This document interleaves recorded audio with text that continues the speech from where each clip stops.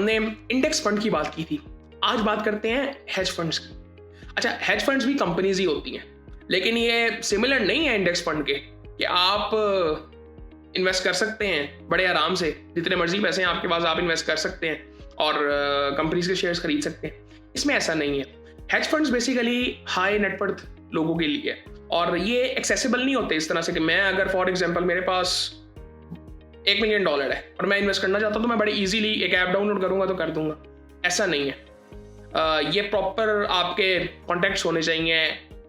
कुछ क्लब्स इसके होते हैं कि जहाँ पे आपका उठना बैठना हो, वैसे में ये बड़ा कॉमन है। सो वहाँ पे जाके आप ये बड़ी बड़ी इन्वेस्टमेंट्स करते हैं और ये सिर्फ ये नहीं है कि आप इन्वेस्टमेंट्स करते हैं तो आपको सिर्फ इसका फायदा ये होता है कि कंपनी के शेयर्स की वैल्यू बढ़ेगी तो आप पैसे कमा लेंगे। नहीं, आपके पास कंट्रोल भी आता है। हेज फंड्स एक मतलब आप कह लो कि इंडेक्स फंड्स की आप अगर बात करते हो तो आप कुछ भी कर सकते हो ना, वो स्टॉक मार्केट की तरह आप खरीद सकते हो, बेच सकते हो। हेज फंड्स ये बहुत बड़े लेवल पे काम होता है और बेसिक जो डिफरेंस हेज फंड्स में और इंडेक्स में आता है, इंडेक्स में कोई भी ट्रेड कर सकता है, हेज में हाई नेटवर्थ लोग होते हैं और ये एक्सेसिबल उस तरह से नहीं होती। ये प्रॉपर फंड मैनेजर्स होते हैं जिनके थ्रू आप ये कंपनीज के शेयर्स खरीदते हो। ये भी पूल ही होता है बेसिकली। ये ऐसा नहीं होता कि किसी एक कंपनी के, ये पूल ही होता है।